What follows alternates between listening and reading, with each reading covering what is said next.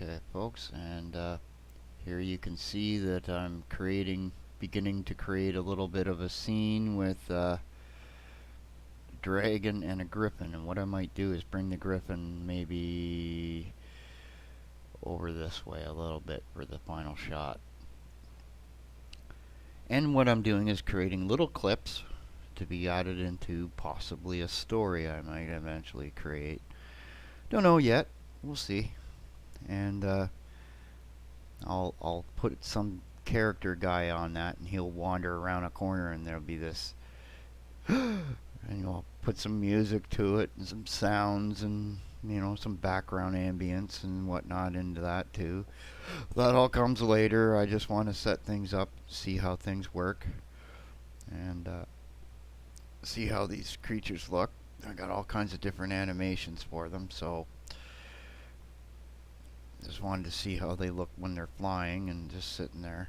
Anyway, just a little quickie. On top of all the whatever news, I just like to keep people informed when I'm running around. I get up in the morning, first thing I do is I go running around various places and look at stuff and I go, maybe people would like to know about this. Anyway, yeah. So, and if people want to learn how this stuff is done, like a lot of Fortnite users around me and stuff, you want to learn how to just even put a dragon in a little scene like this. It's all free, okay?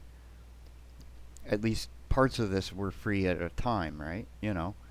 So when it comes to doing stuff like this is where gaming actually becomes cheaper for people to make and do stuff. So you don't mind doing things, on a little bit of a cheaper side for people. I'm probably gonna try this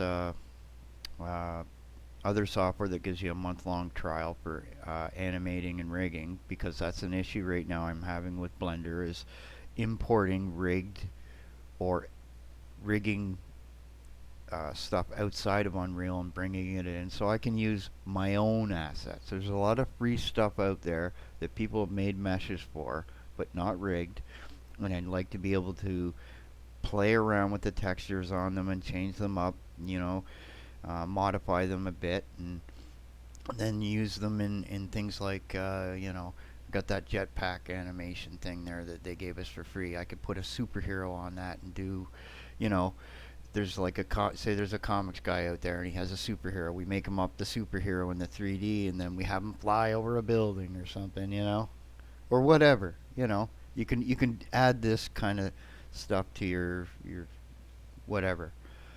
It also makes just for neat entertainment. I mean, this is just some really cool stuff that you can do. We don't need Hollywood no more. And that's got to have them all darn terrified. We retreated to gaming and we're keeping it to ourselves. Mwah. Anyway, I'll put this up and this is just sort of a test run to see how putting two animated giant creatures in the same thing with my hardware would run.